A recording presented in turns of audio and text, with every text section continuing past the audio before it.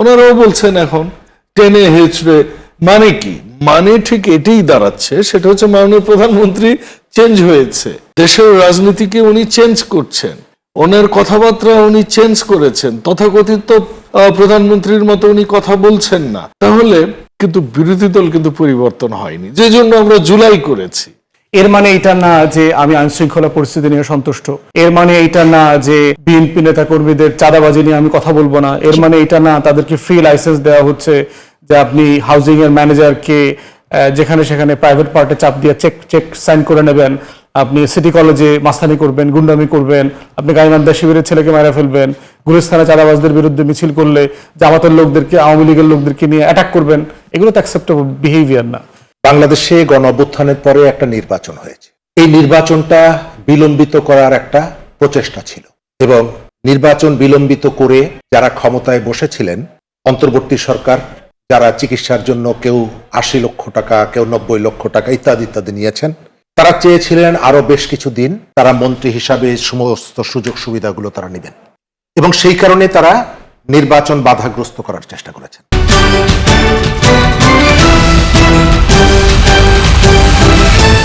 সবাইকে স্বাগত জানাচ্ছি নতুন বাংলাদেশ আয়োজনে। সাথে আছি আমি জান্নাতুল সাদিয়া। দর্শক, আপনারা জানেন এই আয়োজনে আমরা রাজনীতির ময়দানে ঠিক যা যা কিছু ঘটে যাচ্ছে সেগুলো নিয়ে কথা বলে থাকি।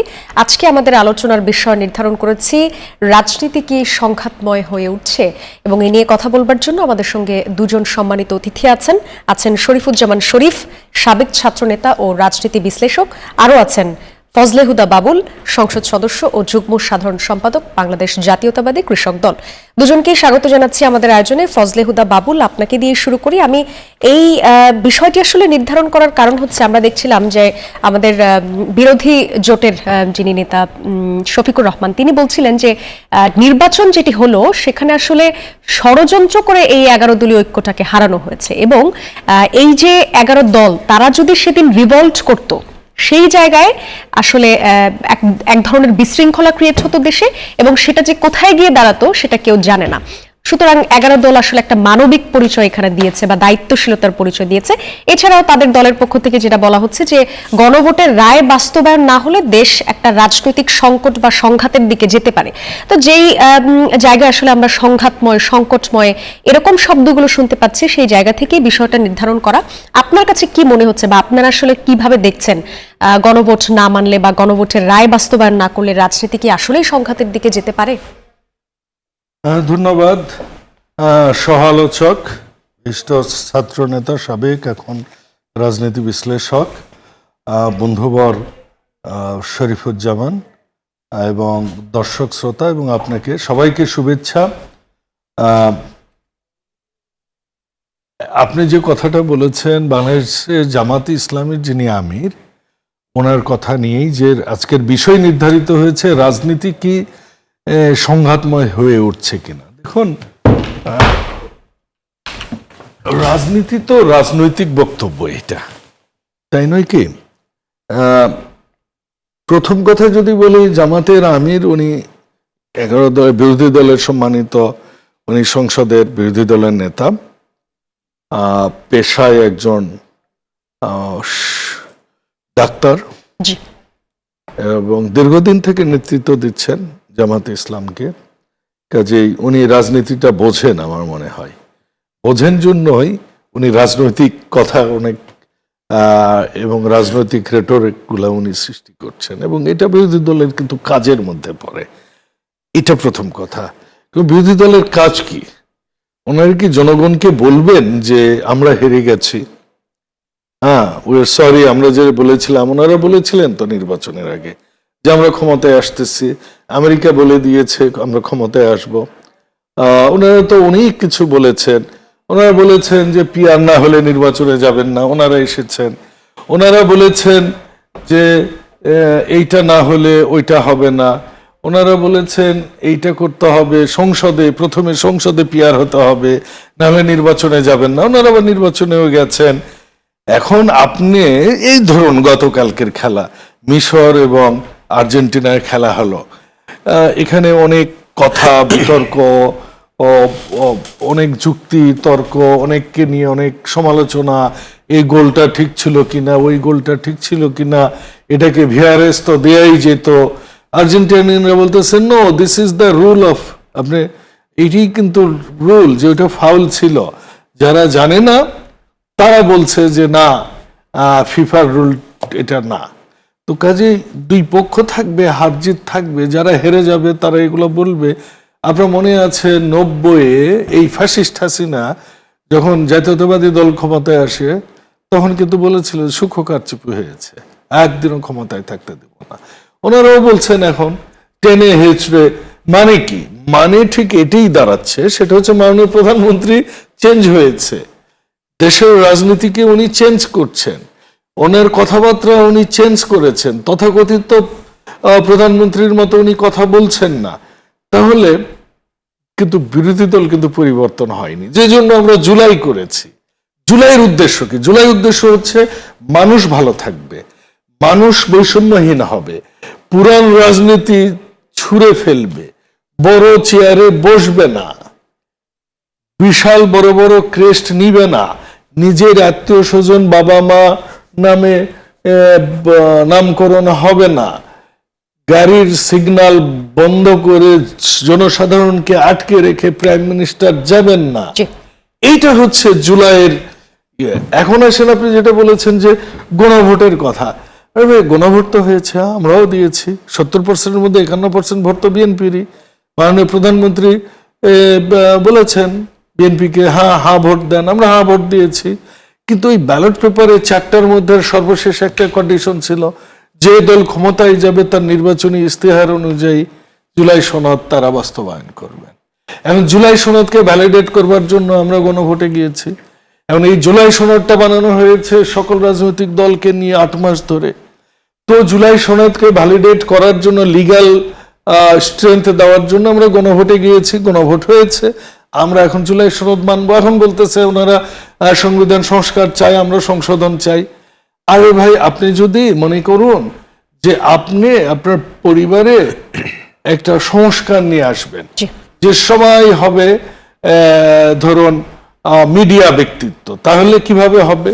আপনার সন্তানকে আপনাকে ছায়ানটে ভর্তি করতে হবে, কিংবা একটা সাংস্কৃতিক জায়গায় তাকে বড় করে তুলতে হবে, নাচ শিখাইতে হবে, গাড়ির নায়ক হলে গাড়ি ড্রাইভ করবে, তাই তো?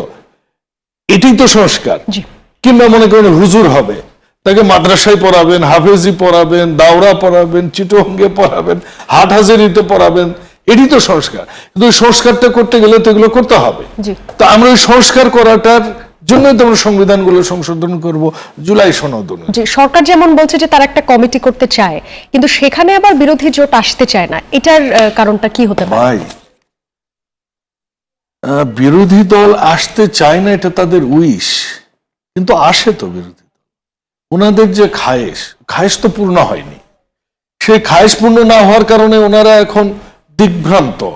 ওনারা এক এক সময় এক এক কথা বলে। তো ওনারা যদি সত্যি সংস্কার চায় তাহলে কমিটিগুলোতে তো আসতে হবে নাকি? কিন্তু সংসদ বসেছে, তাহলে ওনারা কি চান? ওনারা কি 47-এ যেটা চেয়েছিলেন ওটা চান উনি, নাকি 71-এ যেটা চেয়েছেন ওটা চান, নাকি 86-তে হাসিনার সাথে ইলেকশনে যে এর সাথে ভ্যালিডেট দেওয়া ওটা চান? ওনারা আসলে ওনাদের চাওয়াগুলো কিন্তু প্রত্যেক সময় পরিবর্তিত হয়। ওনারা এক সময় চাইতেন কোরআনের আইন, চাইতেন ওনারা সৎ লোকের শাসন চাইতেন। ওনারা এখন আর শরিয়া আইন চান না, কোরআনের আইন চান না। ওনারা চাইতেন এক সময় পিআর ছাড়া ওনারা সংসদে নির্বাচনেই যাবেন না, ওনারা গিয়েছেন। তো আপনি যখন নির্বাচনে গেছেন, রেফারিকে মেনে নিয়েছেন, you have to accept the result. Engineering কে করেছে, কিভাবে করেছে, কোথায় করেছে, জনগণ বুঝবে। 5 বছর পর আপনি ওয়েট করেন, এত অসহনীয় হয়ে ওঠা তো গণতন্ত্রের কোনো ইয়ে না। অনেক অনেক ধন্যবাদ শরীফুজ্জামান শরীফ। আপনার কাছে আসি, এই যে সরকার এবং বিরোধী দলের পরস্পর বিরোধী অবস্থান থাকবে, এটাই স্বাভাবিক, কিন্তু এই পর্যায়ে এসে যে এত পরস্পর বিরোধী অবস্থান, সেই জায়গায় এবং তারা যে ধরনের সংঘাতের কথা বলছেন, সংঘাত কি আসলে আদৌ অনিবার্য হয়ে উঠেছে কিনা? ধন্যবাদ আপনাকে, ধন্যবাদ দর্শক শ্রোতা এবং সাথের আলোচককে। আজকে বিরোধী দলের নেতার বক্তব্যটা আমিও শুনেছি, এবং এটা আজকে প্রথম না, তারা প্রায় এই অভিযোগটা করেন। বাংলাদেশে গণঅভ্যুত্থানের পরে একটা নির্বাচন হয়েছে।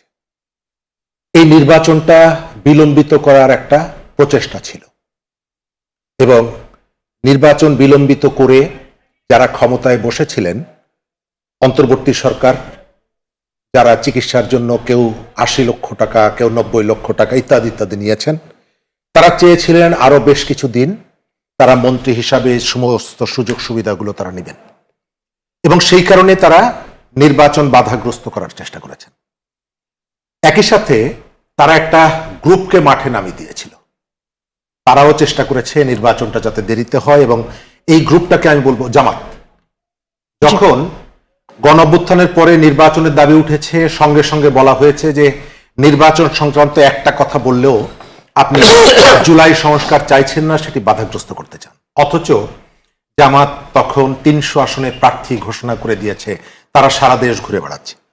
তারা যে ডিজাইনটা তৈরি করেছিল নির্বাচনটা সেই ডিজাইনে হয়নি। তারা যেটা চেষ্টা করেছিল নির্বাচনটা সেটি হয়নি। এবং আমি সবসময় বলি, ডক্টর ইউনূসের সরকারের একটা প্রচেষ্টা ছিল ভেতরে ভেতরে জামাতকে ক্ষমতায় বসানো, জামাতকে ক্ষমতায় বসানো তিনি চেষ্টা করেছেন, তিনি চেয়েছেন। এবং যতক্ষণ পর্যন্ত তার কাছে মেসেজ ছিল যে তারা মোটামুটি শক্তিশালী একটা জায়গা আছে, তিনি বিএনপিকে ঘুরিয়েছেন, মনে থাকার কথা। বিএনপির নেতারা তার সাথে দেখা করতে যাওয়া, তাকে দেখা করতে না দেওয়া ইত্যাদি ইত্যাদি আছে। আবার জামাত যে ধরনের একটা ডিজাইন তৈরি করেছিল, পোস্টাল ব্যালট, তাদের প্রতীকটা এমন একটা জায়গায় যেখানে সবার আগে চোখে পড়ে, এইভাবে তারা কতগুলো জায়গা সৃষ্টি করেছিল এবং তার ভেতর থেকে একটা হাইপ তুলেছিল তারা ক্ষমতায় যাবে। নির্বাচনের ফলাফল তাদের প্রত্যাশিত হয়নি, এটা হতেই পারে।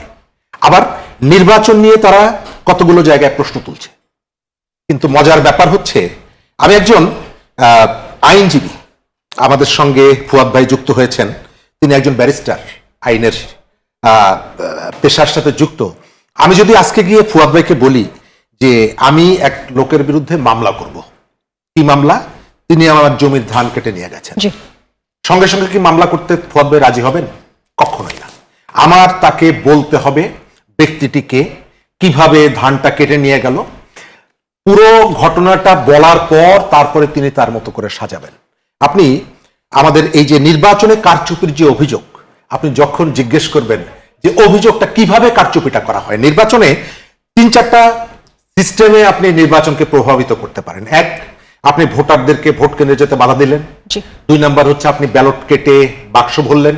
৩ নম্বরে ফলাফল ভোট গণনার সময় আপনি সংখ্যা এদিক সেদিক করে ফেললেন। চতুর্থত, আপনি ঘোষণার সময় যিনি পরাজিত হয়েছে বাদ দিয়ে তার নামটা ঘোষণা করলেন, বিজয়ীকে আপনি দ্বিতীয় জায়গায় নিয়ে গেলেন। আচ্ছা, এই যে ভোট গণনার ক্ষেত্রে, ভোট কেন্দ্রে যাওয়ার ক্ষেত্রে জামাতের যে প্রার্থী এজেন্ট এবং তাদের জোটের যারা ছিলেন, তারা কি কোনো প্রশ্ন তুলেছে যে ভোট কেন্দ্রে যেতে বাধা দেওয়া হয়েছে?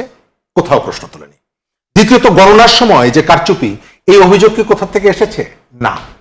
তৃতীয়ত হচ্ছে ভোট ফলাফল ঘোষণা।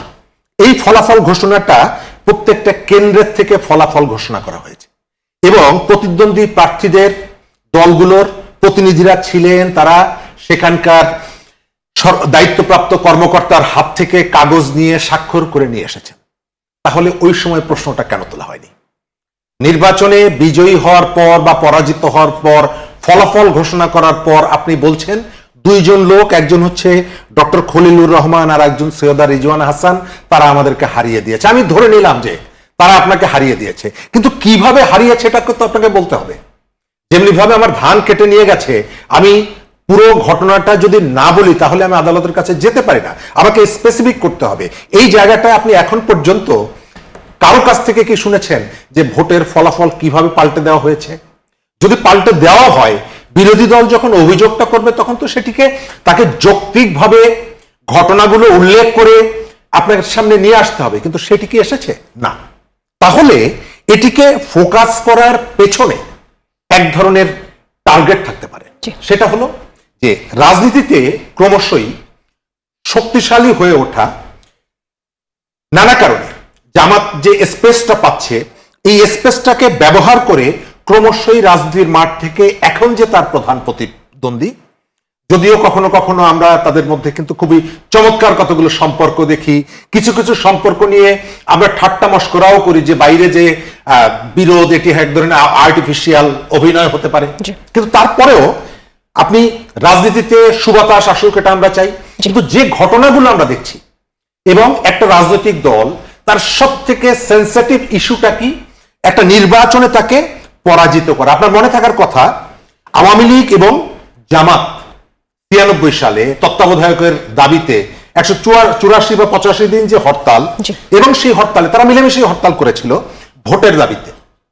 অথচ আপনি নির্বাচনে অভিযোগ করছেন যে 12 ফেব্রুয়ারির নির্বাচনে ভোট কারচুপি করে আপনি আমাকে হারিয়ে দিয়েছেন, আর তার বিরুদ্ধে আপনি এখন পর্যন্ত একটা মাত্র মিছিল করেছেন। জি, অনেক অনেক ধন্যবাদ। হচ্ছে যে এই যে অভিযোগটা আপনি আনছেন, অভিযোগ আপনার কাছে তথ্য থাকতে পারে, কিন্তু পাবলিককে বিশ্বাসযোগ্য করার জন্য যে তথ্যগুলো আপনার দরকার সেই তথ্যগুলো আপনি অনেক অনেক পাবলিকের ধন্যবাদ। সামনে আনছেন না। আবারও আসবো, আমাদের সঙ্গে যুক্ত হয়েছেন দর্শক ব্যারিস্টার আসাদুজ্জামান ফুয়াদ, সাধারণ সম্পাদক এবি পার্টি। আপনাকে স্বাগত জানাচ্ছি ব্যারিস্টার আসাদুজ্জামান ফুয়াদ। আমরা কথা বলছিলাম আজকে যে রাজনীতি কি সংঘাতময় হয়ে উঠছে এই বিষয়টা নিয়ে, কেন জামাত আমির শফিকুর রহমান যেমন আজকে বললেন যে এই যে রেজাল্টটা হয়েছে নির্বাচনের, সেটি আসলে ষড়যন্ত্র করে 11 দলীয় ঐক্যটাকে হারানো হয়েছে, এবং সেদিন যদি তারা রিভোল্ট করতো তাহলে বাংলাদেশে যে পরিস্থিতিটা আসলে ক্রিয়েট হতো সেটা আসলে কোথায় গিয়ে দাঁড়াতো সেটা কেউ জানে না। সেই জায়গা থেকেই, এবং এছাড়াও আমরা সংঘাতময় সংকটময় রাজনীতির কথাই চারপাশে শুনতে পাচ্ছি। নির্বাচন আসলে আপনারাও করেছেন, সবকিছু মিলে এখন পরিস্থিতি আসলে কেমন দেখতে পাচ্ছেন? ধন্যবাদ। পরিস্থিতি আসলে খুবই ভালো। যে দেখেন, আমি বিএনপি নেতার পাশে বসে আছি, আমার কিন্তু গুম হয়ে যাওয়ার কোনো আশঙ্কা দেখতে পাচ্ছি না। উনি মোবাইল টিপছে, বাট আমার ধারণা উনি কোনো গোয়েন্দা সংস্থাকে জানাচ্ছে না যে আমাকে নিয়ে যেতে হবে, 10টার সময় যেন গাড়ি রেডি থাকে টেলিভিশনের সামনে। যেটা আছে আসলে দিস আর পলিটিক্যাল রেটরিক্স। আমরা বিরোধী দলীয় রাজনীতি করি, সার্টেনলি আমার রাজনীতির সমালোচনার কেন্দ্র তো সরকার। তো মাঝখানে একজন প্রতিমন্ত্রী, আমাদের একজন সহকর্মীকে বলছেন যে প্রধানমন্ত্রী, আমরা তো সবাই মনোযোগ সহকারে আপনার একসময় বক্তব্য শুনতাম, কিন্তু ইদানিং তো আপনি কেমন যেন হয়ে গেছেন, আমার কথা বলতেছে।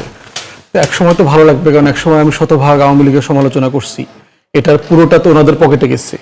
এখন আমি যখন সরকারের সমালোচনা করছি, এখন তো একটু ওনাদের সমালোচনা করতে হচ্ছে। এখন ওনাদের সমালোচনা করলে যদি ভাই বলে যে ভাই আগে তো আপনি ভালো ছিলেন, ইদানিং কেমন কেমন হয়ে গেলেন, এইগুলো কি দরকার, এটা তো ওয়ার্ক করবে না। আমার রাজনীতির মোদ্দা কথা হচ্ছে যে আমাকে জনগণ সাপেক্ষে, রাষ্ট্র সাপেক্ষে কন্টিনিউয়াসলি রাষ্ট্র এবং সরকার নামক যে দানব আছে, দৈত্য আছে, এই দৈত্যকে চ্যালেঞ্জ করতে হবে জনগণের হয়ে।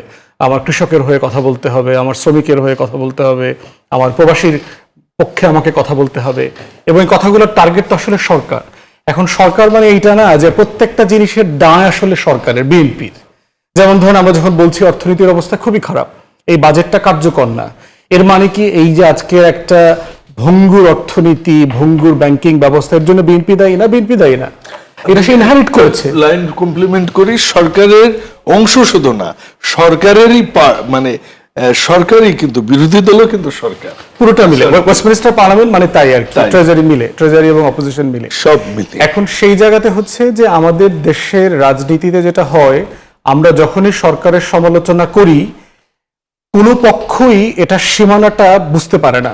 সরকারি দল মনে করছে ভাই আগে তো আপনার সাথে আমার সম্পর্ক ভালো ছিল, একসাথে 20 বছর সংসার করলাম, পরকিয়া করলাম, হঠাৎ করে আমি কি এমন করলাম যে আমাকে এখন তালাক মনে হইতেছে।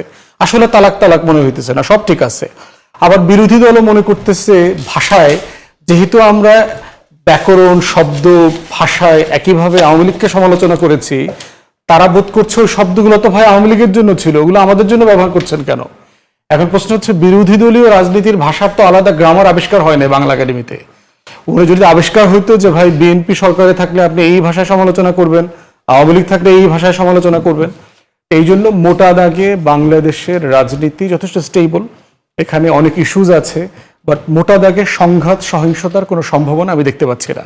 এর মানে এটা না যে আমি আইনশৃঙ্খলা পরিস্থিতি নিয়ে সন্তুষ্ট, এর মানে এটা না যে বিএনপি নেতা কর্মীদের চাঁদাবাজি নিয়ে আমি কথা বলবো না, এর মানে এটা না তাদেরকে ফ্রি লাইসেন্স দেওয়া হচ্ছে যে আপনি হাউজিং এর ম্যানেজারকে যেখানে সেখানে প্রাইভেট পার্টে চাপ দিয়ে চেক সাইন করে নেবেন, আপনি সিটি কলেজে মাস্তানি করবেন, গুন্ডামি করবেন, আপনি গাইবান্ধা শিবিরের ছেলেকে মারা ফেলবেন, গুলিস্তানে চাঁদাবাজদের বিরুদ্ধে মিছিল করলে জামাতের লোকদেরকে, আওয়ামী লীগের লোকদেরকে নিয়ে অ্যাটাক করবেন, এগুলো তো অ্যাকসেপ্টেবল বিহেভিয়ার না। কিন্তু এর মানে এটা না যে সম্পর্ক ব্রেকডাউন করছে না, এবং সেইটা সংসদের আচরণে খুব পরিষ্কার। কিন্তু এট এ টাইম সরকারি দলের সাথে তো আমাদের দ্বিমত আছে, এবং এই দ্বিমত থাকাটা তো ন্যায্য গণতন্ত্রে, এবং সেই দ্বিমত নিয়ে তো আমি জনগণের কাছে যাব, আমি কন্টিনিউয়াসলি জনগণকে কনভিন্স করবার চেষ্টা করব যে আমরা বোধ করছি সরকারি দলের এই আচরণগুলো ন্যায্য না, সরকারি দল এই জায়গাতে আপনাদের সাথে ওয়াদা লঙ্ঘন করছে, সরকারি দলকে এই কাজের জন্য আমরা প্রেশার দিচ্ছি, আমরা কন্টিনিউয়াসলি তাকে চাপে রাখবো। অতএব সেই জায়গাতে এই কাজগুলো তো বিরোধী দল করবে। এখন বিরোধী দলকে আসলে সাফিসিয়েন্টলি বিরোধিতা করতে পারতেছে না। আপনি সংসদে যদি বিরোধী দলের পারফরমেন্স দেখেন, খুব ভালো না। ইনফ্যাক্ট বাজেট সেশনে দেখেন সরকারি ট্রেজারি থেকে 64টা ইস্যুতে সংশোধনী প্রস্তাব করেছে, বিরোধী দলের নেতা শুধুমাত্র একটা বিষয়ে সংশোধনী দিয়েছে। অলমোস্ট 80 জন সদস্য কোনো বিষয়ে আর সংশোধনী দেন নাই। ওনারা টিভি চাইছেন, ফ্রিজ চাইছেন, ওয়াশিং মেশিন চাইছেন, ওনার জীবিত বাবারে শহীদ মুক্তিযোদ্ধা বানায় দিছেন, ওনারা আরো যত যাচ্ছে তাই আচরণ করছেন। তো আপনি বিরোধী দলের পারফরমেন্স করলেন, এবং সেটা কিন্তু প্রধানমন্ত্রী মেনে নিছে। বিরোধী দলের নেতা যেটা বলছেন, প্রধানমন্ত্রী বলছে এটা আমরা বিবেচনা করব। তাহলে বিরোধী দল আকারে কি আপনি জনগণের পক্ষে কথা বলতে পারছেন? এই সমালোচনাও তো আমাদেরকে ন্যায্যভাবে জনগণের হয়ে করতে হবে। অতএব আমাদের দায় হচ্ছে জনগণের কাছে, আমাদের দায় হচ্ছে রাষ্ট্র নামক এই দৈত্যকে কন্টিনিউয়াসলি চেক অ্যান্ড ব্যালেন্সের মধ্যে রাখা, হুমকির মধ্যে রাখা, চ্যালেঞ্জ করা, এবং এইটা যে ভাষায় করাটা সজ্জন গণতন্ত্রের ল্যাঙ্গুয়েজের মধ্যে পড়ে, সেটা আমরা কন্টিনিউয়াসলি করে যেতে হবে। এটার মধ্য দিয়ে কোনো সংকট তৈরি হবে না। অনেক অনেক ধন্যবাদ। দর্শক দেখছেন নতুন বাংলাদেশ, একটা বিরতি নিয়ে আসছি, সাথেই থাকুন।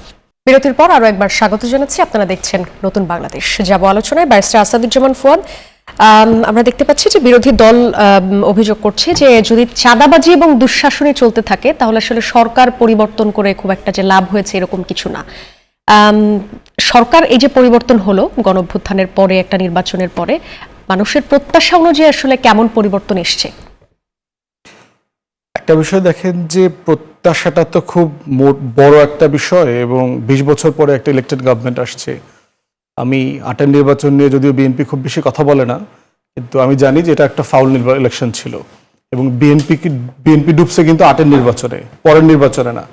কিন্তু স্যাডলি সেটা নিয়ে কথা বলে না। এবং ওই যে ইলেকশন ইঞ্জিনিয়ারিং আলাপ যেটা চলছিল না, 8-এর নির্বাচন না বুঝলে আপনি ইলেকশন ইঞ্জিনিয়ারিং নিয়ে কথা বলে কোনো বেশি দূর যেতে পারবেন না। যে কিভাবে একটা ইলেকশন ইঞ্জিনিয়ারিং হয়েছে, কিভাবে বিভিন্ন দেশের এজেন্সি ডিপ্লোম্যাটদেরকে দিয়ে বিএনপিকে কনভিন্স করে ইলেকশনে নেওয়া হয়েছে, ইনক্লুডিং বিরোধী দল যখন যারা আছেন তারা সবাই মিলে। তো সেই জায়গাতে যে ল্যান্ড বাউন্ডারি কমিশন যেটা আছে, মানে আমাদের যে এই ইলেকশন রিলেটেড যে বাউন্ডারি আছে, 130-32টা আসনে আপনার তখন 111-এর যে কমিশন ছিল তারা তখন সীমানা বদলায়া দেয়। 130-32টা আসনে সীমানা বদলানোর কারণে যেটা হয়েছে, এইটা প্রায় 137 থেকে 140টা আসনের রেজাল্ট বদলে দিয়েছে। কারণ ধরেন 2টা ইউনিয়নে আওয়ামী লীগের ভোট বেশি, ওই 2টা পাশের কনস্টিটিউয়েন্সি থেকে কেটে এই ইউনিয়নে দিয়ে দেওয়া হয়েছে। যেখানে ধরেন বিএনপির 20,000 ফিক্স ভোট ছিল, ওটা কেটে পাশের ইউনিয়নে আবার অ্যাডজাস্ট করা হয়েছে।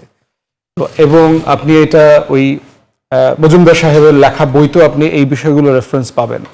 তাহলে এই যে পরিকল্পিতভাবে ইলেকশন ইঞ্জিনিয়ারিং করা, বিএনপি ভাঙা, পার্টির খালেদা জিয়ার মনোনীত সেক্রেটারি একজন চিঠি পাঠায় আরেকজনের কাছে, এবং তারপরে ইঞ্জিনিয়ারিং যেটা হয়েছে প্রশাসনিকভাবে, আমরা কোয়ালিশন ইয়ার্সে পড়েছি যে কিভাবে প্রণব মুখার্জি, মইনু আহমেদ মিলে ফেব্রুয়ারি 2008-এ প্ল্যান করেছে আওয়ামী লীগকে ক্ষমতায় আনবে, ঘোড়া দিল 17টা 18টা মইনু আহমেদকে। তো এই ইলেকশন ইঞ্জিনিয়ারিং এর জায়গা থেকে যদি দেখেন, বাংলাদেশে মোটা দাগে তো 20 বছর নির্বাচন হয় নাই, তো সেইখানে জনগণের প্রত্যাশা তো হিউজ। বাট প্রত্যাশাটা এইরকম না মানে এটা পূরণ হচ্ছে না বলে কালকে বিএনপিকে নামায় ফেলতে হবে, এই ধরনের কোনো এক্সপেকটেশন অথবা রিয়েলিটি এক্সিস্ট করে না। ইভেন দেখলাম একটা জরিপে দেখলাম তারেক রহমানের পারফরমেন্সের উপরে, জরিপে যারা উত্তর দিয়েছেন তাদের 75% কোয়াইট হ্যাপি, বাট তাদের এক্সপেকটেশন পূরণ হচ্ছে না, বাট স্টিল তারা মনে করছে যে হি ইজ অন ট্র্যাক। এরপরে দেখেন যে সিচুয়েশন তো মিক্সড। অর্থনীতির অবস্থা ভালো না, যেটা বলেছি, অর্থনীতির অবস্থা খুবই বাজে। বাজেট বাস্তবায়ন একটা বড় চ্যালেঞ্জের জায়গা হবে। ডেট অ্যান্ড ডেফিসিট আছে, ভাই কর্পোরেট লোক ছিলেন, এবং এটার পুরো দায় বিএনপির না, কিন্তু চ্যালেঞ্জ তো বিএনপিকে নিতে হচ্ছে। এবং এইটা যে আপনি খুব ইজিলি যে কোনো ফোরাম থেকে এনে আপনি টাকা পয়সা ম্যানেজ করতে পারবেন সেই বাস্তবতাও নাই। সরকারের কাছ থেকে আমরা আশা করেছিলাম যে রিফর্মগুলো নিলে গ্লোবাল ফাইন্যান্সিয়াল কমিউনিটিতে আস্থা বাড়বে, বিএনপি সেই ইনিশিয়েটিভগুলো নেয় নাই, শুরু থেকে নেয় নাই। আবার এখন দেখতে পাচ্ছি যেগুলো সে রেটিফাই করে নাই, ধরেন ব্যাংক রেজলিউশন আইনে 18 খ রেটিফাই করে নাই, যোগ করেছে, করে অরিজিনালটা রেটিফাই না করে এখন বলছে ওখান থেকে ব্যাকট্র্যাক করবে, অর্থমন্ত্রী ঘোষণা দিয়েছেন। এনবিআর রিফর্ম রেটিফাই করে নাই, কিন্তু এখন অর্থমন্ত্রী বলছেন যে সারা দুনিয়া থেকে যেহেতু খয়রাতি সাহায্য পাওয়া যাচ্ছে না, সে বুঝতে পারছেন এটা রিফর্ম করতে হবে। ইতিমধ্যে না করবার কারণে যেটা হচ্ছে, ফ্রিজ কিন্তু আপনার আমাদের ক্রেডিট স্কোরিং আন্ডারস্কোর করে দিয়েছে। সবকিছু মিলায় মাননীয় অর্থমন্ত্রী যিনি আছেন তিনি দলের কাছে গুরুত্বপূর্ণ ব্যক্তি, আমাদেরও প্রিয় মানুষ, কিন্তু চায়নার কাছে তো উনি খুবই কোয়েশ্চেনেবল ইন্ডিভিজুয়াল। তো সেই রকম একটা জায়গায় দ্বিতীয় গুরুত্বপূর্ণ অর্থনীতির দেশ যে আপনাকে লোন দিতে পারবে, এইড দিতে পারবে, তার সাথে আপনি সম্পর্ক কিভাবে সেটেল ডাউন করবেন। তো অনেকগুলো চ্যালেঞ্জের জায়গা আছে। এর সাথে যোগ হয়েছে বিএনপি নিজস্ব দলীয় কমিটমেন্ট, সে কার্ড বিতরণ করবে প্রচুর, পেনশন এবং আপনার পে স্কেল এনফোর্স করবে, আগামী মাস থেকে অনওয়ার্ড 50% এবং অনওয়ার্ড বাস্তবায়ন হবে। এই কমিটমেন্টগুলো রক্ষা করাটা খুব চ্যালেঞ্জিং জায়গায় হয়ে গেছে।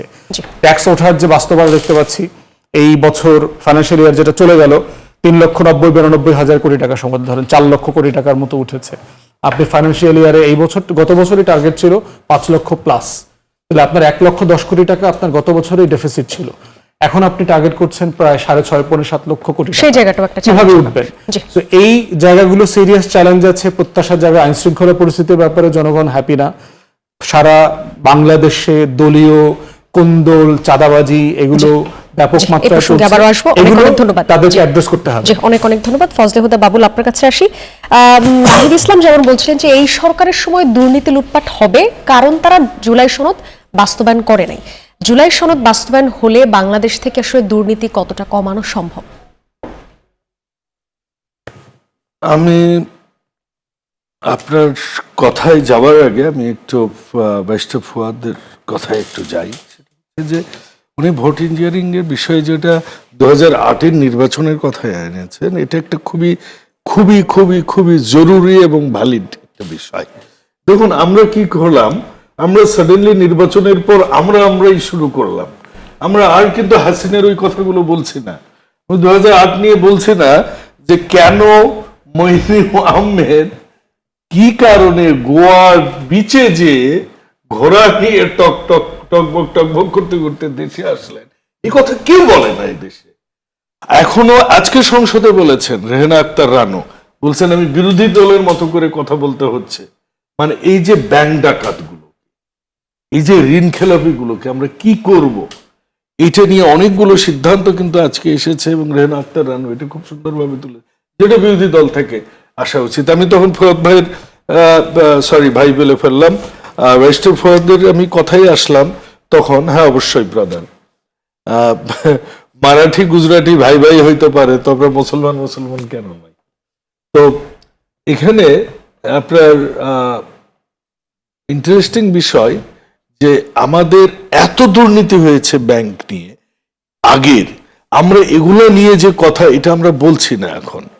আমাদের এই 17 বছরটাকে আমরা ব্ল্যাক আউট করে নিজেরা যারা একসাথে জেল খেটেছি, যারা একসাথে আমরা আন্দোলন করেছি, আমরা যারা এই গণতন্ত্রের জন্য আমরা অপেক্ষায় ছিলাম, তারা এই সংসদকে নিয়ে এখন আমরা ভাগাভাগি হয়ে গেছি। সো তখনকার ওই কথাটা আমি আবারও বলি, একটা মানে মিসকনসেপ্ট আছে, এটা আমিও জানতাম না। আমি তো শিক্ষিত না হলে লেখাপড়া করা মানুষ এবং হিসাব বিজ্ঞানেই পড়েছি। 1500 মধ্যে 800 মার্কস আমাদের ল পড়তে হয়, ইউ নো দ্যাট। কর আইন বলেন, সেল অফ গুডস অ্যাক্ট বলেন, নেগোশিয়েবল বলেন, সবই আমাদের পড়তে, যত কমার্শিয়াল আছে, ফ্যাক্টরি রিলেশনশিপ অ্যাক্ট পড়তে হয়। কিন্তু ওইখানে আমি সংসদে যে আসলে বিরোধী দলও যে সরকারের অংশ, এবং আমিও কিন্তু বেসরকারি সদস্য সংসদের, এবং জামাতের একজন সদস্য কিন্তু বেসরকারি private member. We are not the সরকার। হ্যাঁ, আমি সরকারি দল থেকে নির্বাচিত সদস্য, ওইটার কোন লিগ্যাল ইয়েটা অন্য জায়গায় আছে। তো যেটা আমি বলছি যে আমাদের কিন্তু সবাই মিলে ওই ফ্যাসিস্ট আমলের কথাগুলো আমরা কিন্তু বলছি না, এবং সেখান থেকে ইকোনমি অনেক রিকভারি করবার সুযোগ আছে, এখনো আছে, সেই জায়গাগুলোতে আমাদের যেতে হবে। বাইস্টার ফুয়াদ যেটা বলেছেন যে আরেকটা কথা বলেছেন যে আমাদের ক্রেডিট স্কোরিং, ভাই আমি ক্রেডিট কোম্পানিতেও Dun and Bradstreet is one of that company, you know I work for there for approximate two and a half years. So I was representing Bangladesh. তো এই ক্রেডিট রেটিং কোম্পানিগুলো বিভিন্ন ভাবে তারা ক্রেডিট রেটিং করে। মোদি এক ধরনের করেন, ডান অ্যান্ড জি, শেষ ব্রেডস্ট্রিট করবো। এক রকমের 30 করেন। seconds। মোদি মানে এক্সপ্লেন করে দিয়ে, নইলে আবার দিল্লিতে চলে যাবে। না এটা দিল্লির মোদি না, নরেন্দ্র মোদি না, মোদি, এটা মোদি। তো এই রেটিং গুলো অবশ্যই আমাদের অনেক আগে থেকে আমরা বেশ ডাউন স্লোপিং, এবং এইটাকে করতে গেলে হ্যাঁ আমাদের রিফর্ম গুলো করতে হবে। জি। তবে কর সংগ্রহ কিন্তু পসিবল। এইখানে বিএনপির একটা অ্যাডভান্টেজ কি, যে আমরা যারা বিএনপি করি আমরা অনেক সময় বলি যে না আল্লাহ ভরসা, আল্লাহ আছে বিএনপির সাথে। তো তারপরেও একটা কথা হচ্ছে কি যে বিএনপির দিন শেষে বিএনপি লিডারশিপ অনেস্ট, এটা নিয়ে কোনো কোশ্চেন ওঠেনি কোনোদিনও। জি, তো আমরা যেভাবে কর আহরণের যে প্রপোজালটা আমরা নিয়ে আসছি, যে অটোমেশন, ডিজিটালাইজ, ক্যাশলেস, আমার মনে হয় এটা করতে গেলে আমরা ওটা সক্ষম হব কর অনেক অনেক আহরণ অনেক অনেক করতে। ধন্যবাদ। এবং কার্ড বিতরণের বিষয়টা আমি আবারও বলি, আমি হালকা ইকোনমিক্স পড়া মানুষ হলেও শেষ করুন। অল্প কিছু পড়েছি, কিন্তু আমার কাছে মনে হচ্ছে আমরা যে নারীর ক্ষমতায়নের জন্য যে ফ্যামিলি কার্ডটা দিচ্ছি, নারীর এই টাকাটা ইকোনমিতে ব্যাক করবে অ্যাজ এ স্মল ইনভেস্টর হিসেবে, ইনভেস্টমেন্ট হিসেবে। জি। কারণ নারী 2,500 টাকা খাবে না পুরোটা, নারী নেশাও করবে না, শেষ করুন। নারী 2,500 টাকা দেশের বাইরেও নিবে না, জি, ওই অনেক টাকাটা অনেক দিয়ে ধন্যবাদ। ছাগল আমি, কিনবে, মুরগি কিনবে, মুরগি একেবারে পালবে, সময় হাঁস নেই। পালবে। জি। So it's a one kind of investment, এটা ইকোনমির মানি মাল্টিপ্লায়ার আমার বাড়ায় আমার দিবে। মনে হয় উত্তর পেয়েছি। শরীফুজ্জামান শরীফ, আপনার কাছে আসবো। প্রশ্নটা রেখে যাচ্ছি যে চাঁদাবাজি, দখল বা দুর্নীতির এই যে অভিযোগ, সরকার চেঞ্জ হয় কিন্তু একই থেকে যায়, এটা আসলে মানে কাদের দায় দেখেন, সরকার, প্রশাসন, নাকি আমাদের রাজনৈতিক সংস্কৃতিটাই আসলে এরকম? এই উত্তরটা নিব, একটা বিরতি নিয়ে আসি। দর্শক আপনারা দেখছেন নতুন বাংলাদেশ, একটা বিরতি নিয়ে আবারও ফিরছি, সাথে থাকুন। বিরতির পর আরো একবার স্বাগত জানাচ্ছি, দেখছেন নতুন বাংলাদেশ। শরীফুজ্জামান শরীফ, যে প্রশ্নটি রেখে গিয়েছিলাম, এই যে চাঁদাবাজি, দখল, দুর্নীতির অভিযোগ থেকেই যায়, দায় কাদ? অবশ্যই দায় সরকারের। একজন অপরাধ করলে তার শাস্তি হলো আইনের মুখোমুখি দাঁড় করা। আমাদের এখানে দীর্ঘদিন ধরে আইনের শাসনের অনুপস্থিত ছিল। এখানে শাসকের আইনে রাষ্ট্র চলেছে, শাসক যেভাবে চেয়েছে সরকার তার আইন সেভাবে পরিচালিত হয়েছে। আমরা জুলাইয়ের ভিতর থেকে সেটার পরিবর্তন চেয়েছি। পরিবর্তনের কতগুলো জায়গা আছে, আবার কতগুলো জায়গায় হতাশাও আছে। বিরোধ যেগুলো দেখছেন, আমরা আলোচকদের কাছ থেকে যেটা শুনলাম, যেটা আসলে বিরোধ না, আবার ভেতর থেকে আমরা অনেক ভালো কথা শুনি। সেদিন আমাদের এক হুইপ সাহেব বললেন যে একদিকে আমাদের প্রধানমন্ত্রী তার দক্ষতা দিয়ে রাষ্ট্র পরিচালনা করছেন, আর একদিকে আমাদের গ্রহণযোগ্য বিরোধী দলের নেতা। সুতরাং সবাই ভালো। বিরোধী দলের একজন এমপি বলছেন যে আমরা চিৎকার চেঁচামেচি করি, ঠিক আছে, শফিকুল ইসলাম মাসুদ, কিন্তু যখন সংসদ থেকে বের হই তখন সরকারি দল আমাদেরকে বুকে জড়িয়ে ধরে বলে যে এগুলো তো বলতেই হবে। তারা আম খায়, আবার মাছ খায়। সুতরাং আমরা ধারণা করতে পারি যে এই ধরনের একটা হারমোনির ভেতর থেকে পার্লামেন্টটা চলবে, এবং আমরা সেটি চাই। এক পার্লামেন্টে প্রতি সেকেন্ডের জন্য, প্রতি মিনিটের জন্য প্রায় 2,73,000 টাকা খরচ হয় পার্লামেন্ট পরিচালনার জন্য। সেখানে পাবলিক ইন্টারেস্টে কথাটা হবে, আমরা এটি চাই।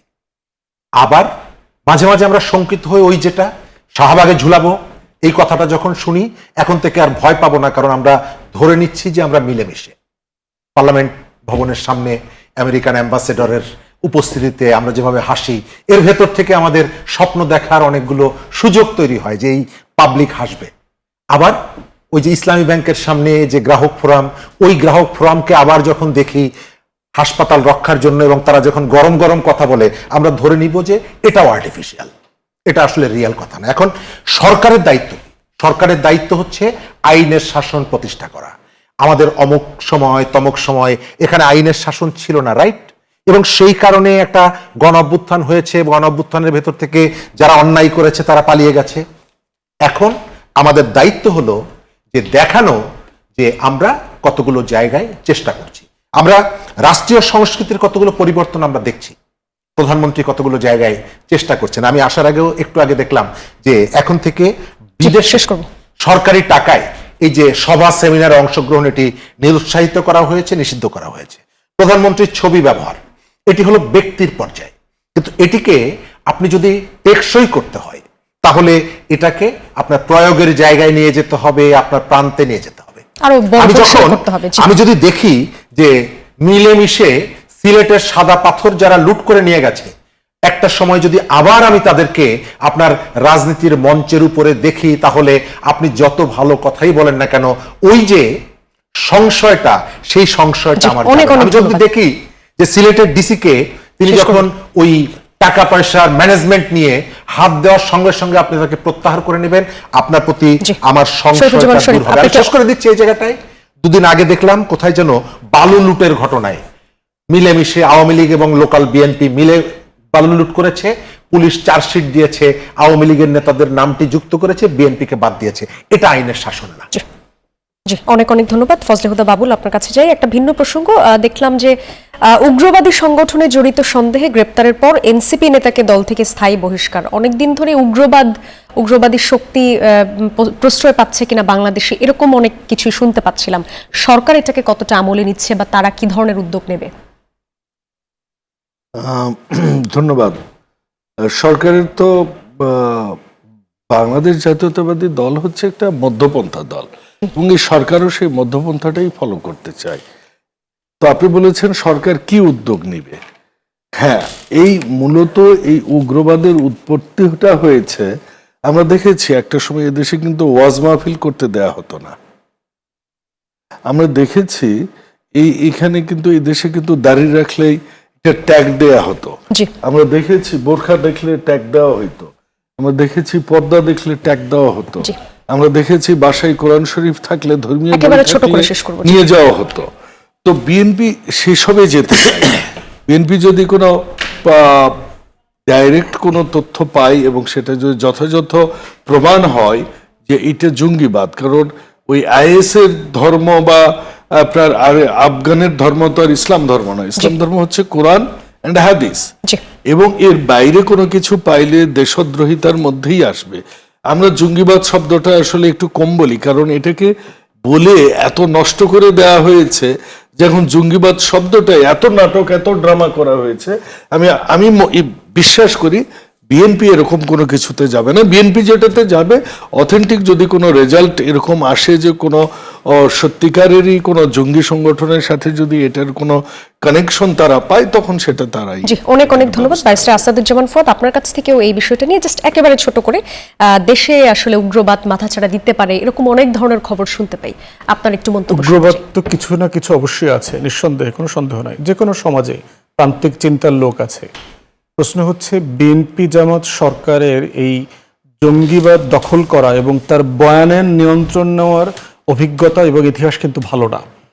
এই জন্য হচ্ছে আমার যেটা শঙ্কা, যতটা না এখানে উগ্রবাদ আছে, তার থেকে হচ্ছে এই জঙ্গি জিহাদের ব্যবসায়ী যারা আছে তাদের বয়ানের যে নাটক তৈরি হবে, সেটা ডিল করবার মতো আন্তরিকতা, সক্ষমতা বিএনপি সরকারের আছে কিনা, এটা হচ্ছে বড় চ্যালেঞ্জের জায়গা।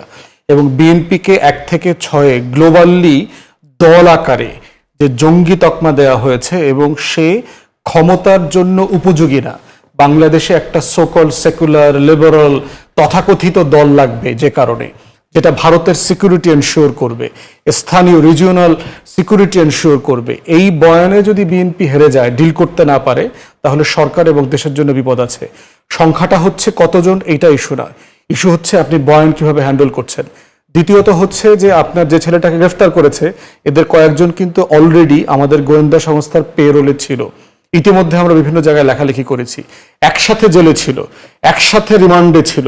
এদেরকে ফার্স্ট ক্লাস 5 স্টার ট্রিটমেন্ট দেওয়া হইতো, খাওয়া দাওয়া এই সেই, হ্যান্ডফোন ইউজ করতেছে, স্মার্টফোন ইউজ করতেছে। অতএব এরা যে বাংলাদেশে জিহাদ আর জঙ্গি ব্যবসার সাথে জড়িত, এই ব্যবসার সাথে যে আমাদের সংস্থাগুলো জড়িত, এইটা নিয়ে সিরিয়াসলি তদন্ত হওয়া দরকার। ফাইনাল কথা হচ্ছে এই বিষয়ের সাথে আমাদের আলেম ওলামায়ে কেরামদেরকে একত্রিত হতে হবে। সরকারের দায়িত্ব হচ্ছে ইসলামী ফাউন্ডেশন, ধর্ম মন্ত্রণালয়কে কেন্দ্র করে সকল ঘরানার ওলামায়ে কেরামদেরকে দিয়ে কমিটি করা, প্রয়োজনে স্ট্যান্ডিং কমিটির নেতৃত্বে কমিটি করা, যে পার্লামেন্ট এবং পার্লামেন্টের বাইরে ওলামায়ে কেরাম একসাথে কথা বলবে, একসাথে কাজ করবে, একসাথে আওয়াজ তুলবে, বাংলাদেশ এবং বাংলাদেশের বাইরে। এটা কিন্তু একটা মূল ঘটনার থেকে হচ্ছে একটা বহিঃশত্রুর এখানে একটা ষড়যন্ত্রের জায়গা আছে। আমরা যেন রাষ্ট্র আকারে সেই ষড়যন্ত্রের ফাঁদে পড়ে না যাই, এটা আমাদের জন্য বেশি গুরুত্বপূর্ণ। অনেক অনেক ধন্যবাদ দর্শক, আমাদের সঙ্গে যুক্ত ছিলেন তিনজন সম্মানিত অতিথি। আজকের মতন শেষ করছি। এতক্ষণ যারা সঙ্গে ছিলেন সবাইকে ধন্যবাদ।